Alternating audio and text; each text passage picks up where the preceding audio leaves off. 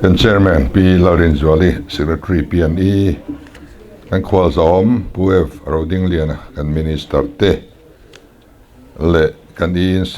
engineer JH Malso mate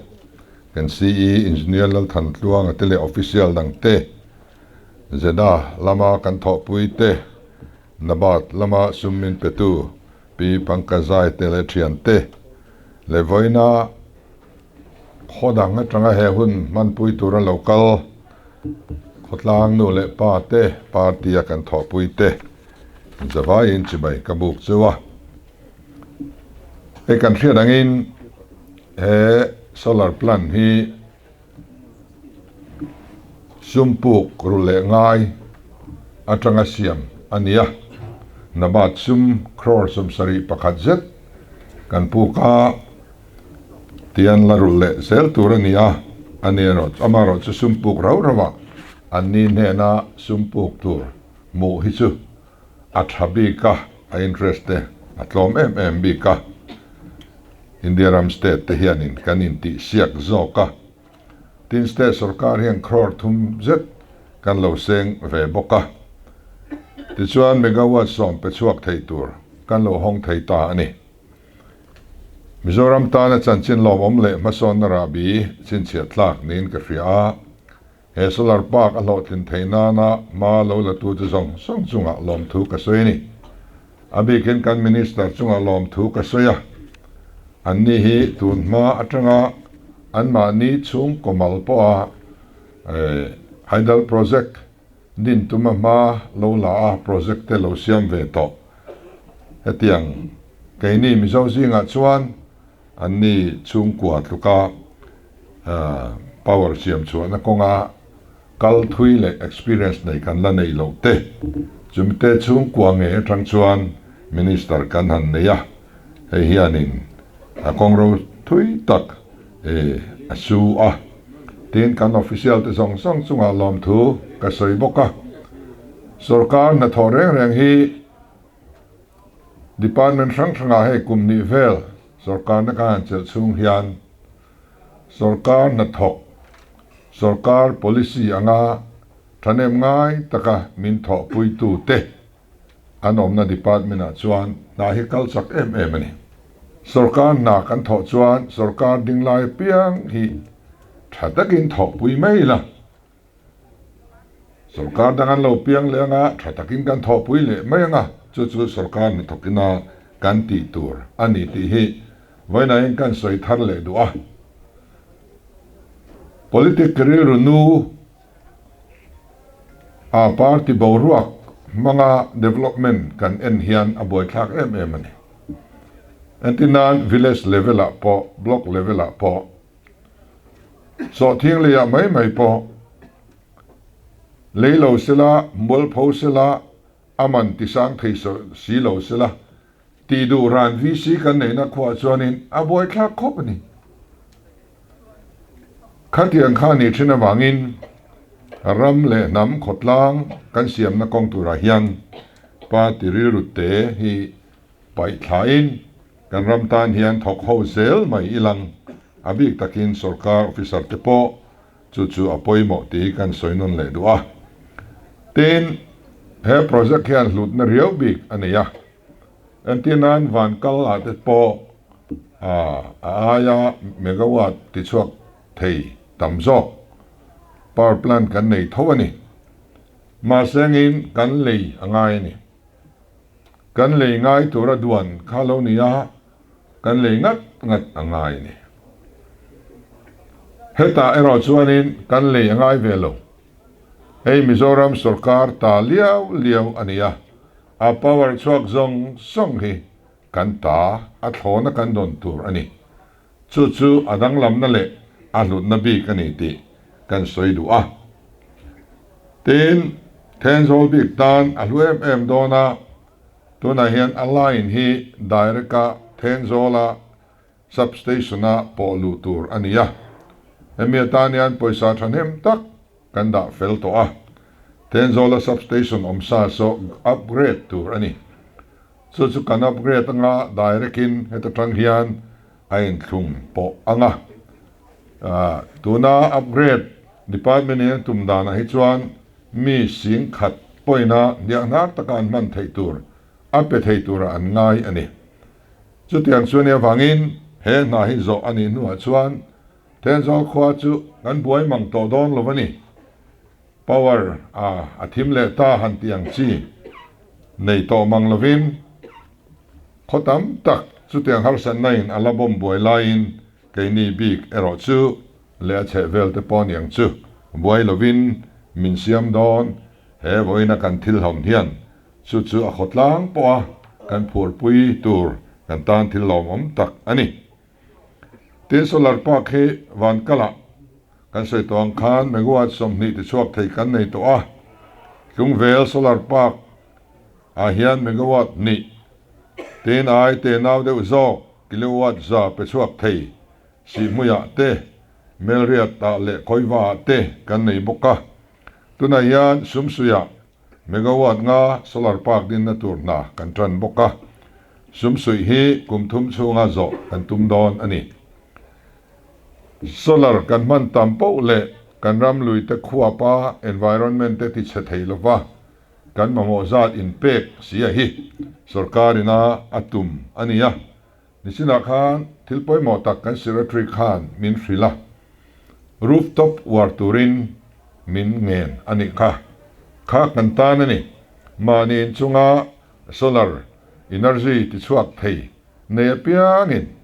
ei hi ti tum ilangin ti chuan khata tanga solar power loin siam kha agrit puine na khan a in thlun fin dona meter ein wa vek dona kan solar atanga kan mu kha kan man sen lo phei chuanin sarkar khan aman min pedon ani sum munan kan mang thei don ani chutiang malo ni lo po a he la ya power point pang ngai kan po a kan chita man kan choi thina kha kan in chunga bi atanga mo za da lo tum ve thei chuan kan power bill choi za tur kha atla thlan duai don ani chu wang chuan chung potin mai hian a thei ram chuan tlem zong tal thar chu tumila ma ni in chunga tang te poina nianga ma ni in chung kherlo atang poin ma ni compound dangrem chang atang poin ti thei dan awm karinga hei kan in fui angai leng ka ria thama te po power line kal phak lo na po solar kan da chuan boi lovin kanom thei chutiang bokin tuizem hi warila ka du boka department danga han pakai zok ila aizol kapuya te chuan in sa piangin rain water harvesting provision an nei lo chuan phalna pek thei ani tolova in sa thara piangin vanrua tui kholna an nei angai to ani chutia ti kher chukan ngai turan lova keima ni tan bok ania ani khata ni thum khwa an chen ringot po hi kholilang chuan kumni kum thum dai atling ani rua tui chu kan na rua tui awang reng lo a khol na kan nei lo wanga boi mai kan nia van rua tui hi ph rua tui ai akhisel zok telani le nga la chu wang chuan heng te po hi khol tum framila tui zem lampang te warila ti kan pakai zok ani solar park siam tur ruangman na dang hi kan la nei nuala thui takero chu kan la thleng man lo thunga chung te chu keifang megawatt som te tum tuitlang serchi megawatt som te ei tui tun tlang ni mo zo kana trumpui ni mo chut sual ni hi bok mual te mun meltra megawatt som te den lungram na thiala megawatt som te tlabung tlang lalena megawatt ruk te le do zau lamzola megawatt som ni pe thei te an ni a heng te hi kan lo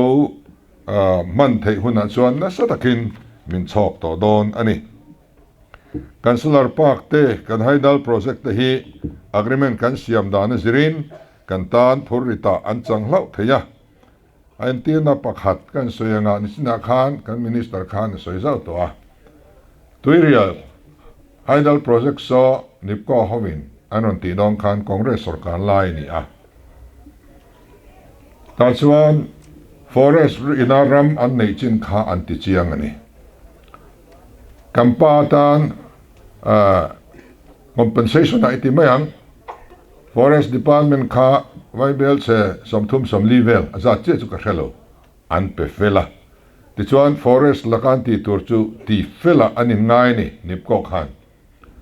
tin chulai chunga dan dik taka huan loram nei ho kha tlem te an oma mi somthum bor lek chumi de compensate tur chu an pe fel bok ani Congress sarkar khan ti that em chu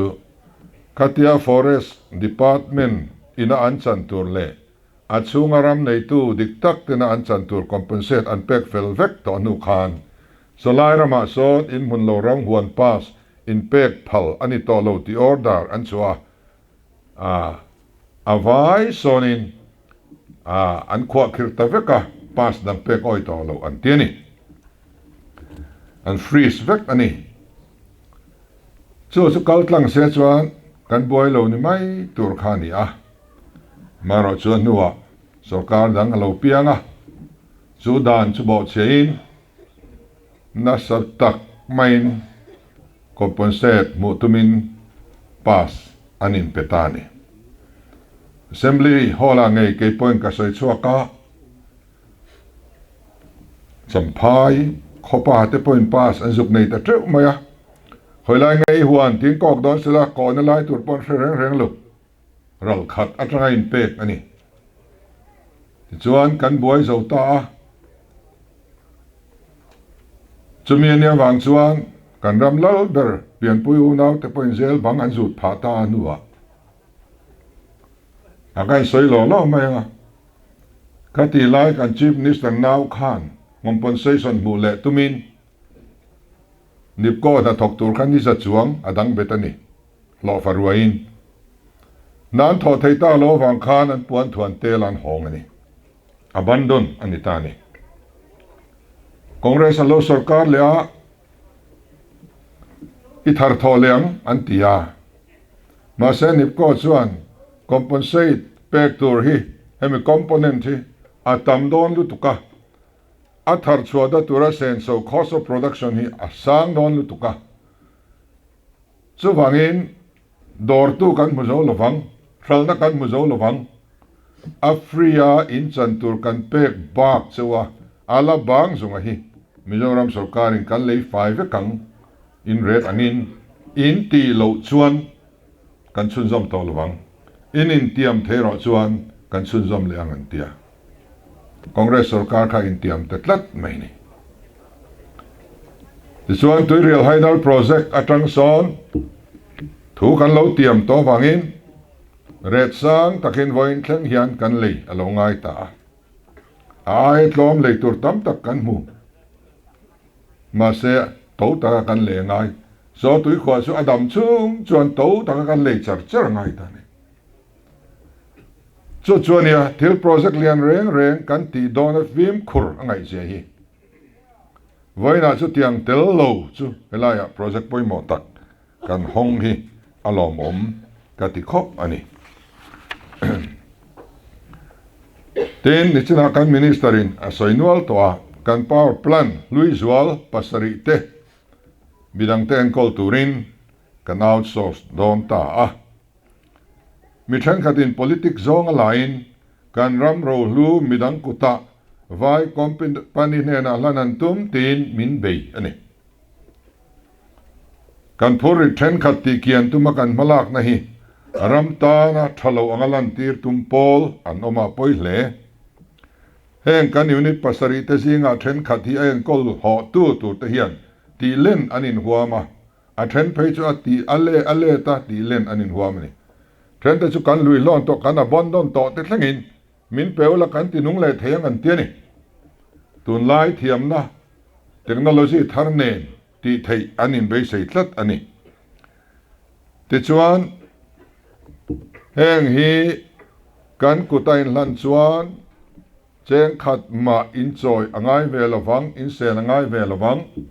keima ni sumin kan ti vek anga tu na in thar aya dam hi kan thar chuak anga Afria tu da in don aya tam dai hi afrin kan pedon bok chuwa Afri pialam chu in lei duan ni chuan in la lei thei bokang min tia phei cham kan man hian ring mat ani na taka chuan kan ram sumin han ti don ila ti ngai na ong reng lo ani do na hian a then khat te chu kan ti nung trok ka thok tu lo zong te ne na chutin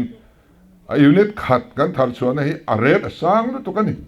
kan ti lo thei si lo chu thianga han ti du chu kan han mu chu lom viau tur ania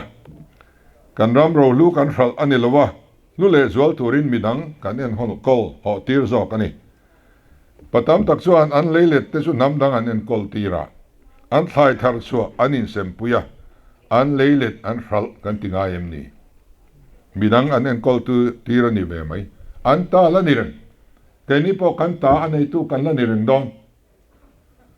ten a sen so chu na po ti hian a hlok na heti zat hi thlatin kan tel ve to a nam dang ko da pek so ui om an tia opposition try to te an thil ruwa press conference te an kova diklo ta in kan sarkar he min pu me kani min pui ta ta na thatur kan tholai me khian en tinan in saknan cheng noi za isenga isa zo ta isak zo chuan thatin cheng sim khat join ilwa ho tir ta thatin cheng sim khat alwa man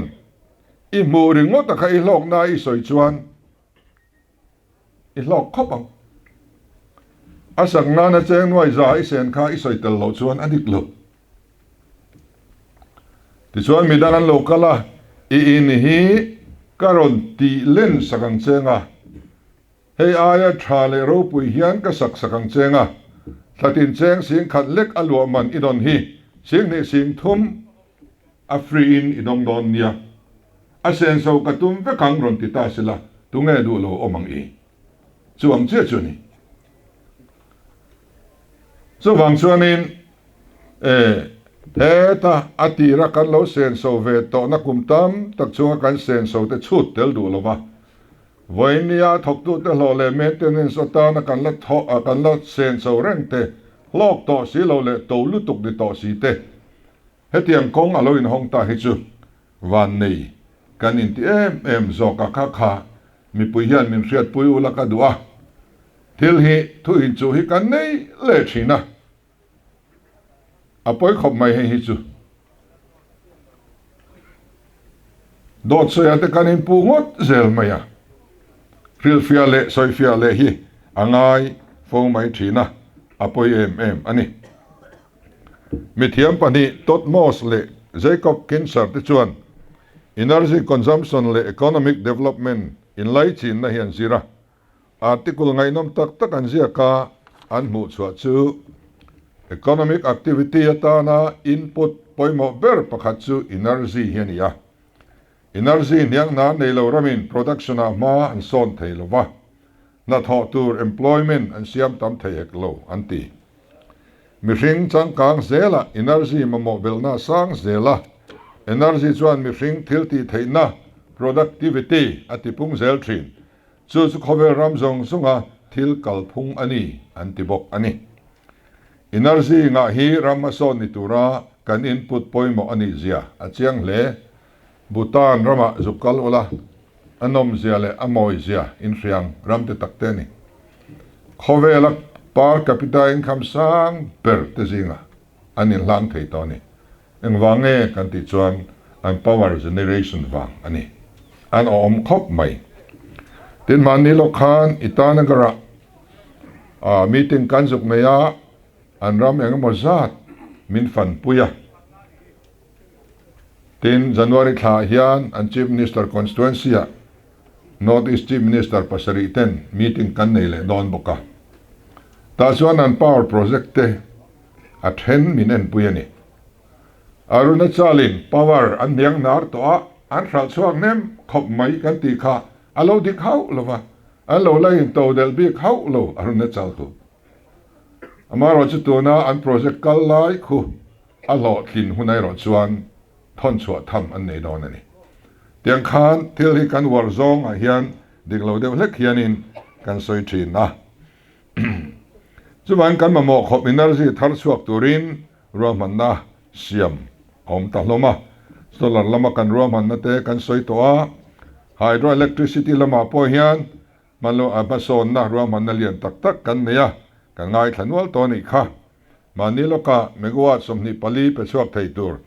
turini thona tur summin petu new development bank ho tu te ka office an lo kala kanin koma kan ruam han na ten ron ria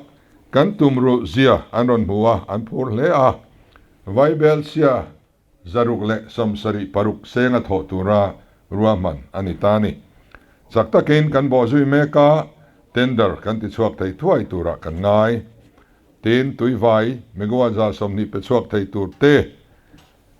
khang te kha nisina kan ngai thlak to kha tin tun lai a chuan pumping system hi system tharani a darzo pump storage power generating system chungchang ka soi zau zawa an manin minron muwa power presentation te delia minron pe a chuan kan energy minister nen kan in komna keini lam project kan han phara keini lam project a chuan hedar zo ka hi atel velova ani lam project an ron phora khan an ngai poimo pera an ron dani minister khan hei su kan top priority ni ti minfil ani ti chuan in kan han soi rita a thok tu turatan po khan sjvn khau kha ministry lamin an lo ruam han felder to maya maro chu kum tam ala du dona thok chuak tur chuan dar zo lui bula chuan chim tui pui lui lian pui aluanga kha tui kha engatan man tilo an mang don lo dar zo lui te tak te tui kha asira khan a store an asia storage an sia manga ka reservoir lian tak an sia manga pipe an pump chho top don ni dar zo khachunga ta chuan reservoir lian tak an siam lenga chuna an mani solar mangin an pump chawanga zana amaina ron luang thlanga ama chakna mangin gravitation in chuan zana power chuak thei dona megawatt sang ni le zali chuak dona a ming chu ka soi lawanga kanemela jinga pakhatin india rama megawatt sang ni zali ti chuak thei project ala om lo reng pudwa hian a hresuala niang megawatt zali atina niang antile tlat maya kan ho tu te poi min soi pui thangam ta re lo mai te tang khanin dot soya trong tam lu to ka te kanin pu chhota megawatt sang ni zali ni na megawatt zali in ti sakral ta khalo nia a document nen kim kan nei ani chuania te chuan ngoro u ei chutle min ala khwari dona hemi inti thainui chuan ral tur po kan nga le to dona amaro chu ala du rei don kan tram chung vela megawatt somni somthum pumping system thoba ti chuak thei tur hi ida pang kan tia tuna hian kan irrigation department hian ma an han la a chumi kal zela chuan nichina kan ngai thlak tuang khan tui chang lui tui mangin van kala pam chhovin megawatt engemaw zat thar chhuah theina tur amma satan atharrangatan tuna hian kan han ruam han le a chu tiang chu mundang danga hianin awm thluah thein kan ringa kan la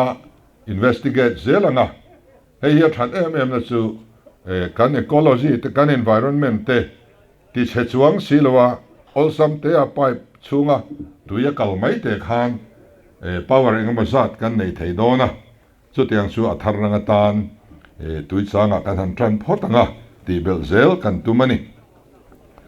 tin energy hi thartam maila mi puiten an ban phak lo vele theya mi puiten an ban phak lo kha chuan atangkai si lova chu kan hriat awangin kan sarkar chuan kumnga chung electric bill kan ti sang ve lovang ti policy kan neya kanin tiamang ngein voin thlengin a bill hi kan la ti sang lovani abik takin mire thei jok le thil siam na te naw nei tu ten an chor hle ani hei kum tina sarkar ma salam huna power kan sit man mi puiten kan sit man apun dan hi aziakin kan kola in fiat velu chuan a thla te ron la ula kum tin hian apung chho mal ani ZPM a sarkar atangero chuan alapung mia lo kan tram khatsung hian ti pun lo kan tuma kan in tiama chu kan thu tiam chu kan lavong ani hei ringot po hi mi pui sarkar ani na atling ome tin a bil pek dan ol sam kan duanga kumin August ni khat atang khan Mizoram puma online payment manga bil pek thei ani ta ni tin mi puiten thakipa bil kan pek lain parman hi sarkar hian an lo ban se em maya mi pui chuan thatin kan pe a sarkar ro chuan lo pe chong thin lo nge ni an lo ba treu mai ni kan sarkar nuwa kan budget session masabira khan kan minister hian power man ba vai bel se zale somli le pali chuang kan nei thu a soi kha kan la thereng ome heng kan lei ba chom te hi kan rule tangar ngara reilo te a rebate muthai khopin kan power department hian min siam ta ni an thok ro pui ngalom tak zet ani pakhat chu surcharge antia surcharge chu bill ahuna kan ba pek lo khan cheng za ni ta sila kan pek tur kha ahun tiama kan pek lo chuan cheng za ai tam pek angai chu surcharge ani ahun bituk chunga kan pek chuan cheng za choi ngai lawa a ai claim nge ni lom man iti mayang pek ani ta chu su rebate anti thathung ani rebate kan ti chuan a bill ai claim pek theina dan lom man kan dong tina ni chu tiang te chu surcharge choi to mia lovin rebate muthei chowin kan department te anan trang ta a December sang ni som ni pathuma tanga tun December sang ni som ni panga thlenga bill kan pek that lom man rebate kan mu zat hi cheng vai bel cheruk nuai songa pasari sing ko sang thum za song nga le pani atling to ani hei ringot po hi aro puyani tun ma a hrem na thlatina choi thin kha voina chuan lom man heti zat thi kan han dong thei ta ani a alom hle ani ten committed liability an tia sarkar poina kan hriat pui lem lo tun malama lei an lo bat thin pa ngai kan soi thin a khani lovin tu temo supplier emo contractor emo bill la nei si an la pek si lo tling khom kha khatiang kha committed liability an tia PNE department a po hin lo tam viau maya nimin pia mai khan study team tenen kan thu khoma tuna hianin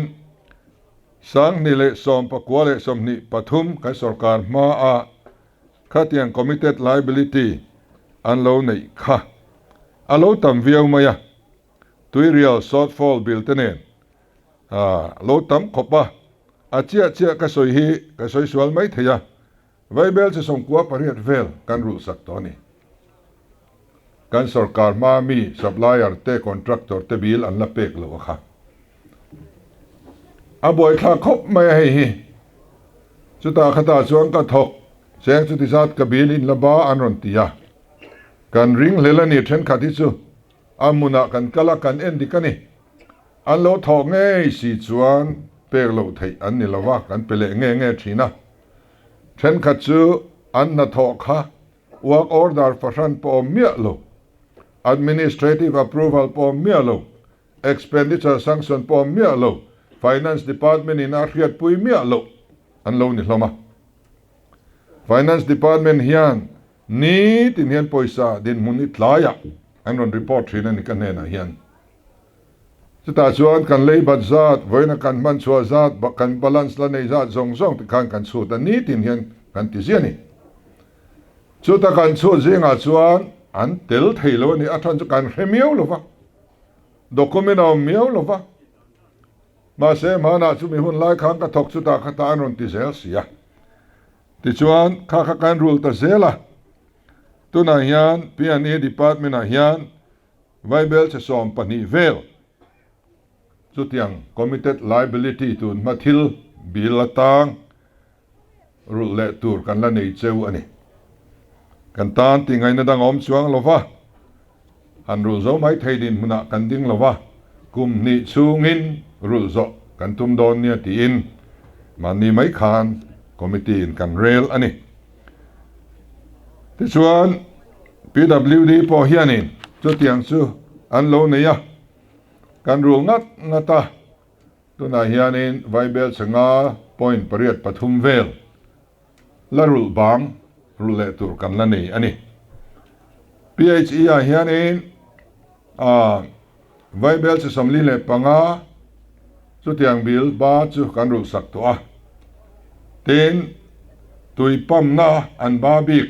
vaibel chu som ruk kan rul sak to boka sarkar kalta tele bat khati hian kan la rul chho char ani chu ti chung chuan PHE a hian tu na hian rul bang vaibel chu som nga pariat vel ala omani atam tham deuh awangin financial year thum chunga rul zo tum turin tu na hian roman na siam turin mani meeting a khang kan ti ni chu chuan ya kal kan an siam don thina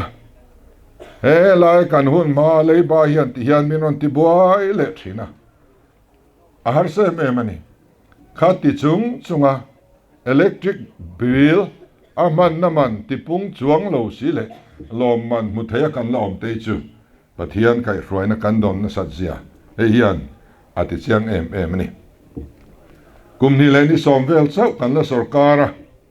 infrastructure lian tak hi kan la puitlin man lo kum ni chunga mani chen na in tur concrete building sa puitling thei thlap pa hi in tlem khopang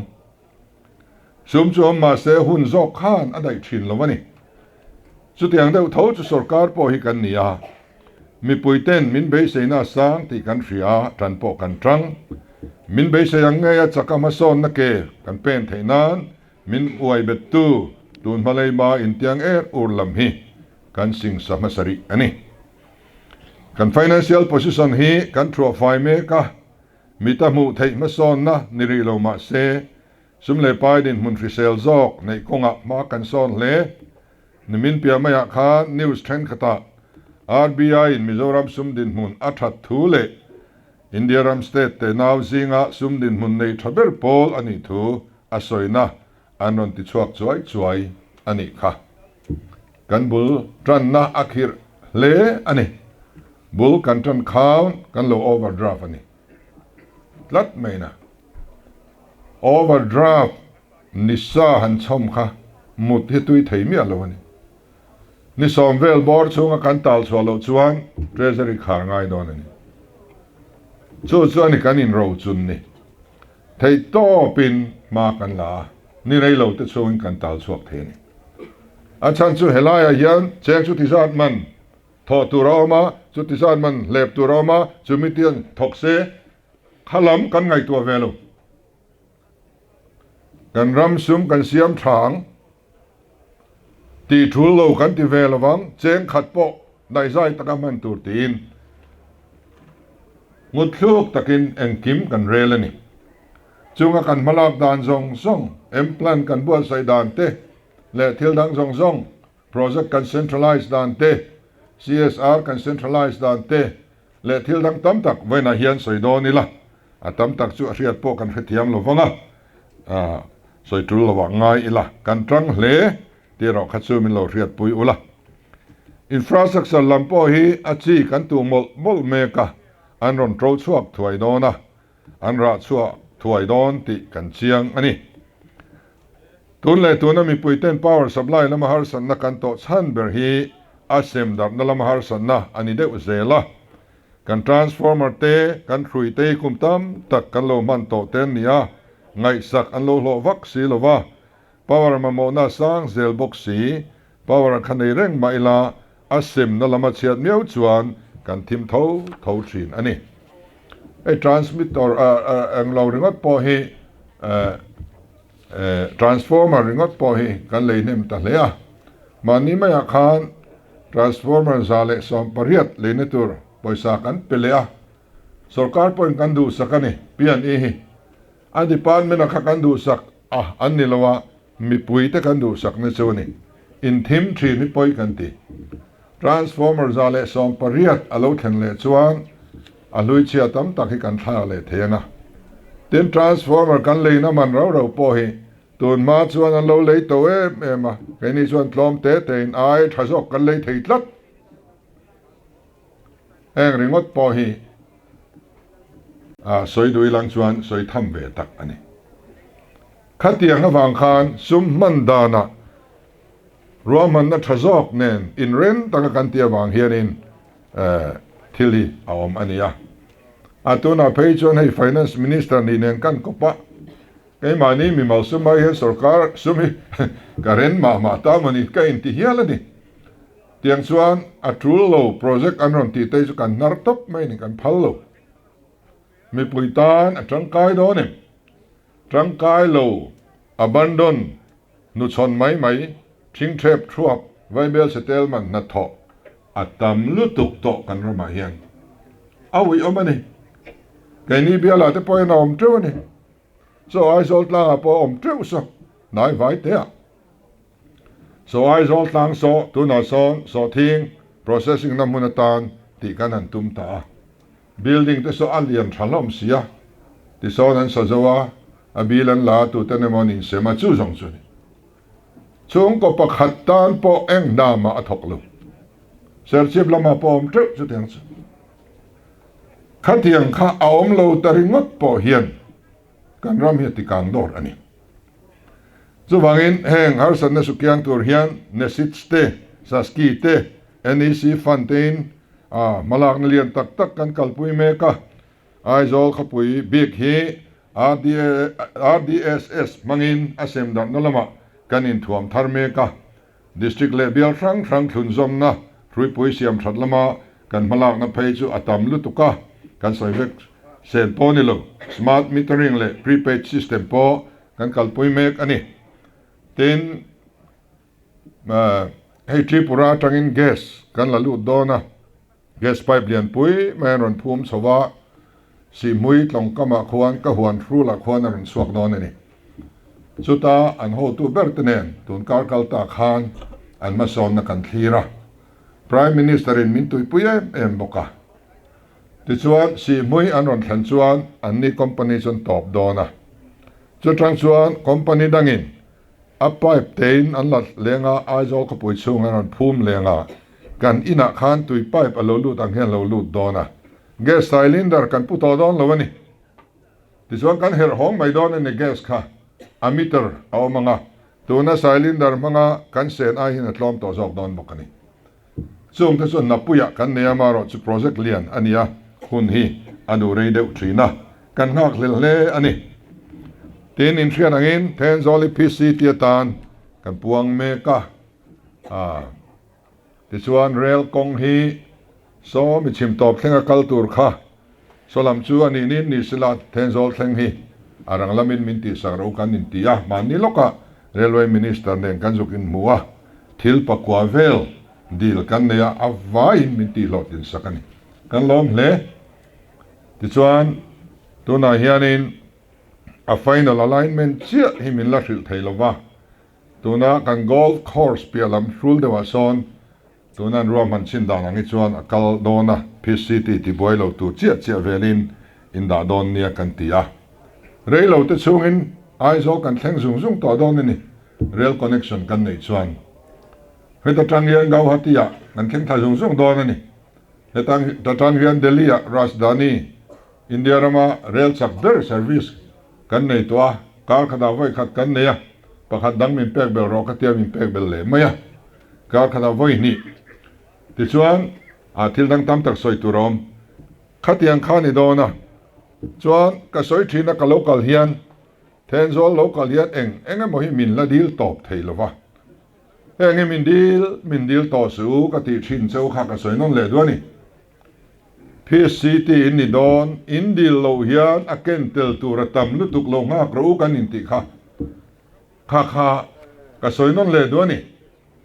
thil ro pui vak lo elai lo ti khang la na kina thia le mai tur nok sak mai tur kha in dil lo wangu PCT chuan a keng nem mi noi som chen na tur ro man ni don nuôi sòm om na theng tak kan luak huna chuan cái này chú khó về là kan om to lovang ama ro chu abul tran tu kan ni ti chuan mania kan thlir nun bera chuan alaya dil pui siam kan tum kha ngai tuana thar kan puwa tuna kan dil pui khwa belila hei hi dil lian tak ani dona hei hi ring mai zo kan tile ta chu a video kan han en chin chuan tuna kan dil pui nei a hi chuanin a kil ranga a han lut ki koipo a lianin a thui em dona dil ti tham tak kan chua dona lau so chu a ran point project siamila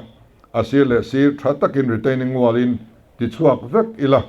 ti chuan thian faila ti fimila tlemin khuak sang de hret ila sanga kholai leng chungpo sanga kal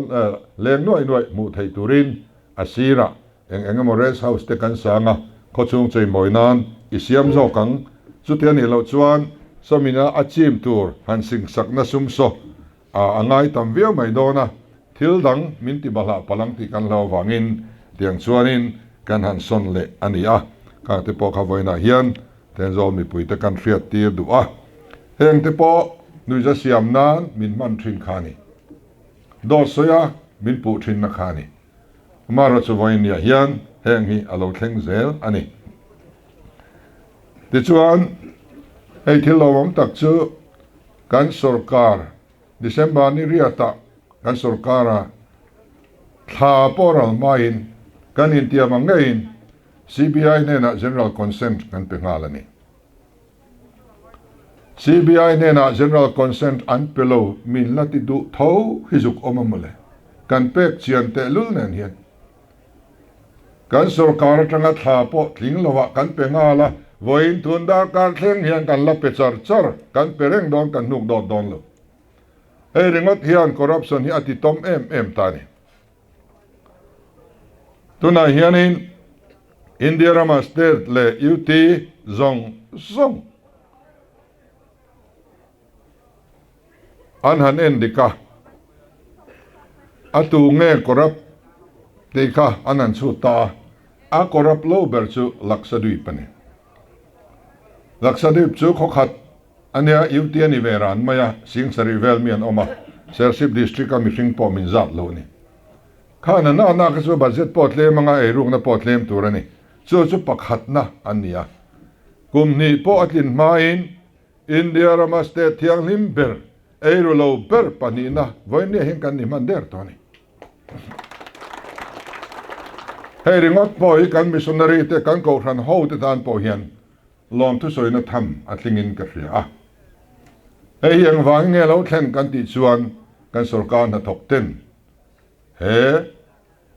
sarkar kalphung thar mi pui sarkar ramro relna pathian ram lo thleng ro se kan ti hi ata kamin thok pui wangin alo thlenga kan sarkar na thok ten ei ruk na lama thei top chuin ti ram la tuim zelta sengin a har khop don ani chu wangin kan sarkar na thok te min troi om na zar ani ya lom om tak zetan chunga po lom thu kan soi du tin India Rama hian fully literate state antia zawai le khathiam vek to na antiani ta chuan tar chele no pang chel lo khan nia khami ba ka khan kan vai hian le khathiam kima chiar kan nia chu mai ni lovin le khathiam kim fully literate state masaber kan han ni le state dahin min en dan sang sot mai ni bani lo khan UP chief minister le lomman bo scouts and guides lomman sang ber hi Lucknow la kan zuk dong du na India president kut atangin chuta kan thingpuin na min an zoma sak ber chu Mizoram le khathiam sang ber masaber kan ni ta ka khan kan economic din mun min zot ta ni amin an chung en ve na samaya ma seng ap ka pe hel tranga ti dang ta ka vora economy ka so kan lan diam em ani ani chon sang tak mi turan ni ngai khati zat le khathiam mom na si khacha ma se soi khan za thak si ni chu wang chuan kan tran angai hle mai ti hi kan soi du ei ar kan son chu dan te po hi ni kum khan state day ya hei pumaro tenen hianin pathian ma sual thu pa chung choi trong trai rual kan ne ya kan tui chho don chawa samrai fulo khan in mai karing lutuk helam hoin ron ti su ron ti ta zai po kan zai thangam to lu tin zana dar chu ti zat ba kan phallo anti reng boka cái này kan program tui mar thasi kan thom lian si samrai fulin amirong khap mai ta kha riom kan tiani hoi trong trai rual ang kan tiani kan trong trai rual ngal topa lalpa Assam rifle la mualimin perok kan tiani kan trong trai rual zo delhi zukal chu anuam khop mai pathian in an rual o ne vek mai ni le kha in thon le kha pakhat po kan in thon ton lo re trong kam lirin breakfast ei pa te dinner ei pa tin kan soi fel tam fekan tiang te chuan ya hengi pathian mal som na ania ti chuan kan buk na te po lo dikta ringot po hi pathian ram thlen na ni tun malama kan retailer ten an man thin buk nang andik lo zia kan ria jep thom lo bu fai an thal bang aman to an thal ruk zo zai voina chona top vek to ringot poi moral reformation pathian ram lo thlen na ni tun ma kan la mu ngai lo ani tin mire theilam kan hoya abe ken dam lo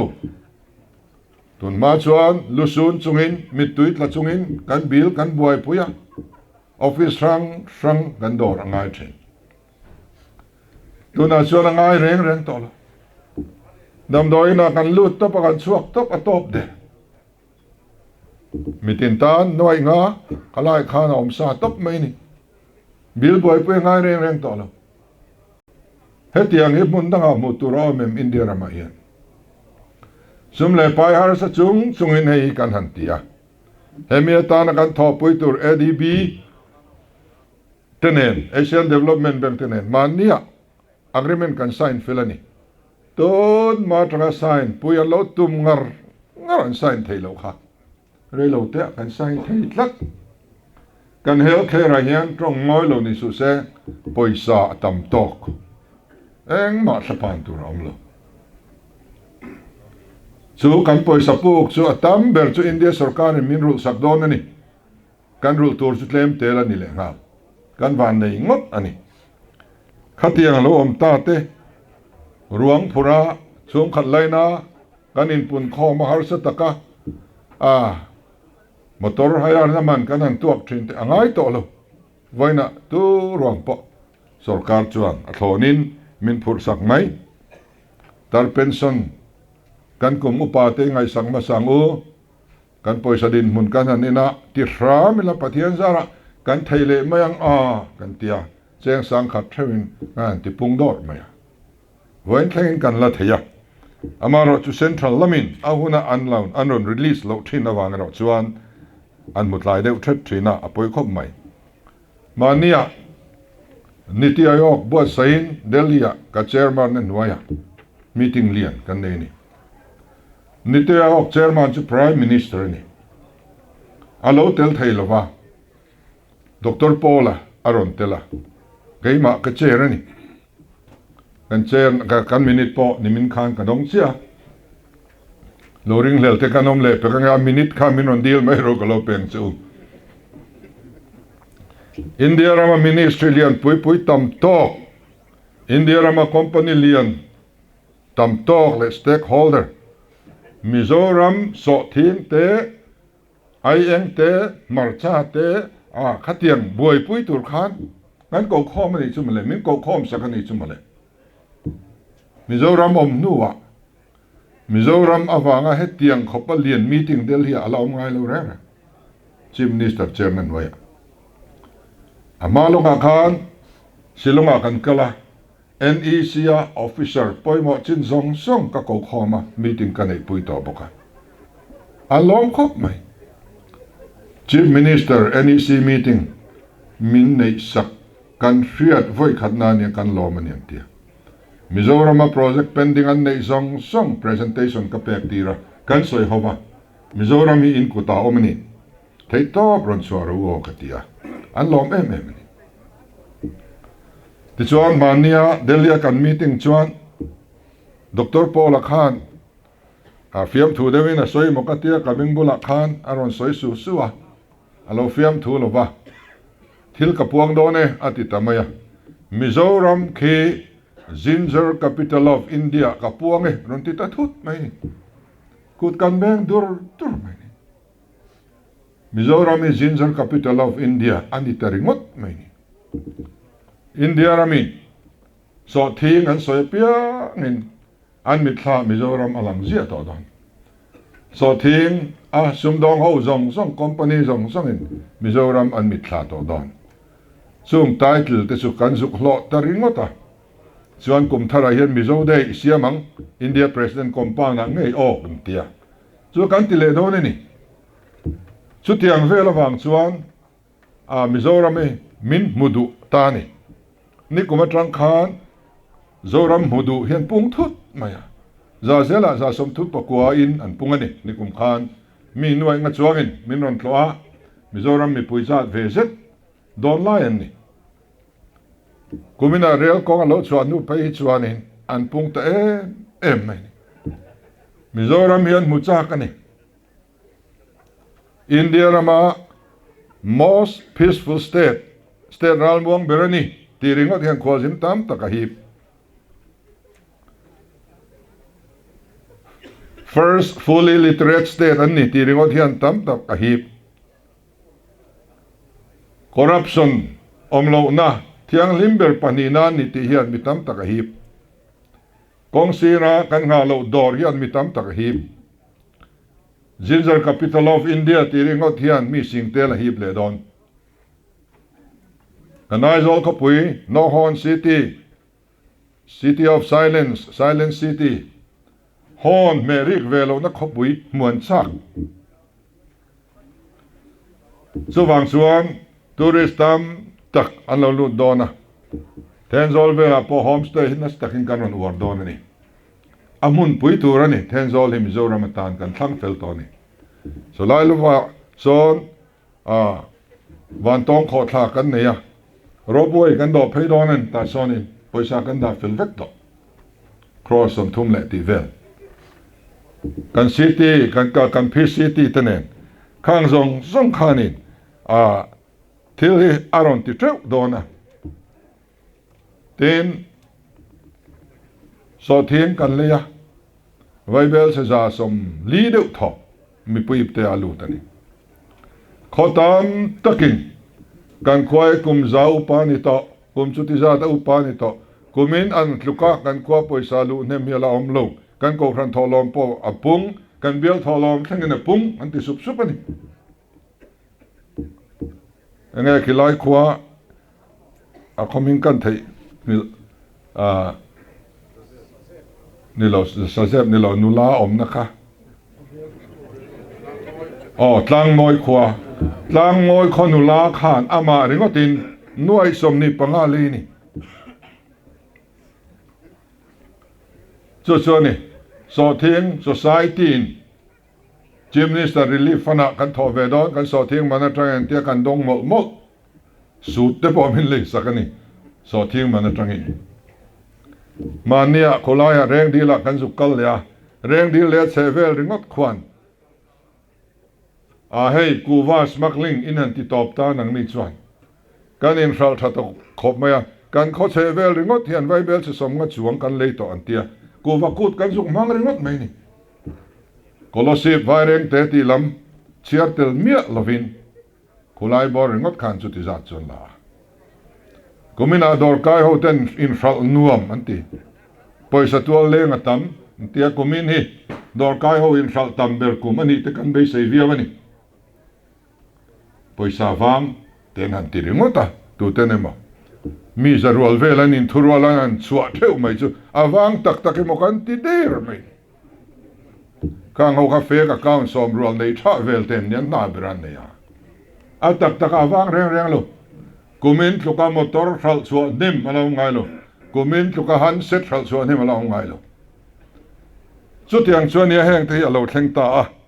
chu wang chuanin kan han holding nuai chief minister package te hi ai tamjok kan la ti zel don ani tin alone component te po kan la pe zel don ani heng chief minister nuai alone component da kham ngai si lo sarkar ka koran tora tang boxi loan rule tha te ta kha rule sak le dona interest om lo ni don si khatiang ang scheme ka india rama hian mu tur aum vem in mia lo amaro su khoi molai bank manager ten da kham te lo ngiat le khang lang sarkar korentora trang to na chungin har sat na kan mi ten lo siam saka kan progress partner te ngi sarkar na thok tlak lo top nin ka ria pathian rong bol na ni enga tinge mi pui te hi an ol sam na zong ne lo a har sat na lam ringot mai lo zon mu tum sarkar na thok kan om tlat le ka ti thina ni korentora trang na to in chana ngai tian ti boy mania kan ko khom vek voi ni beng ho kan ko khom to tunen beng pathum kan tho puya atok tura kan ngai alo tok lo pending atam beng dang kan tho pui le don ang mosat mizoram beng zong he voi ni ka ko khom to tun na ya nen ta chuan ti thadu lo beng ho hi mizoram ei om reng atul kan ti lawang ka trong chuan in benga sum da ho jong hian withdraw vek ro ka ti chuan om reng ro po ti la in du lo in chuak don tho chu tiang chu soi lo turin min siam ro